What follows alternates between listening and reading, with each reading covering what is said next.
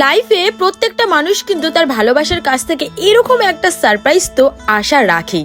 আর সেই সারপ্রাইজটা দিয়েছিল আমারই বন্ধু সাগর, তার গার্লফ্রেন্ড। সেদিন ছিল রীতিমার বার্থডে, আর রীতিমাকে সারপ্রাইজ দেওয়ার জন্য একটা ক্যাফে বুক করা হয়েছিল। আর সেই দিন সব কিছু আয়োজন করা হয়েছিল, সব কিছু কিন্তু আমার বন্ধুই করেছে, কিন্তু সে ছিল না, বাকি সব আমরা এদিকে সব রেডি করছিলাম, গোছাচ্ছিলাম, ডান্স প্রিপারেশন হচ্ছিল। কারণ আমার ফ্রেন্ড বলেছিল যে সে একটা নাচ করে তাকে একটা সারপ্রাইজ দেবে। তার জন্য দেখো যে সারপ্রাইজটা অনুভবটা এতটা সুন্দর।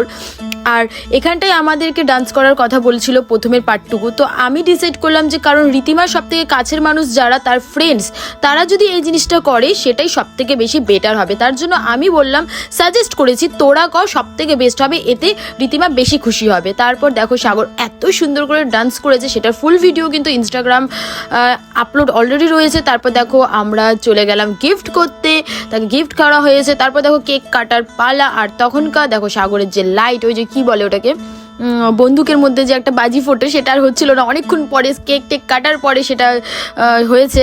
খুব হেসেছিলাম। আর দেখো আমাকে কেক খাইয়েছিল না বলে আমি খুব রেগে গেছিলাম, তাড়াতাড়ি করে কেক খাওয়া বড় করে হাঁক করে রেখেছি। তারপর দেখো আমার বন্ধু কিন্তু তার গার্লফ্রেন্ডকে আইফোন গিফট করেছে।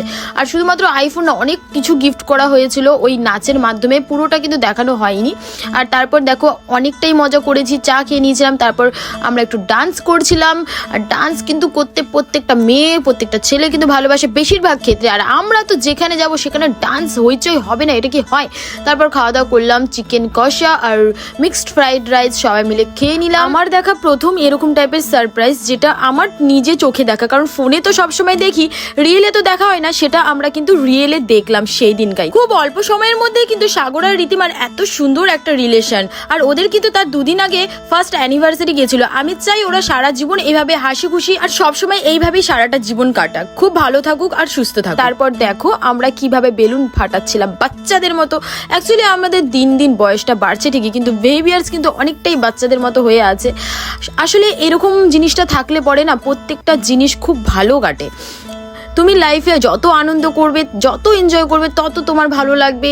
আর সত্যি বলতে আমি এমন একটা মানুষ, খুব আনন্দ করতে ভালোবাসি, হাসতে মিশতে, সবার সাথে গল্প করতে, কথা বলতে, কাজ করতে, সব ভালোবাসি।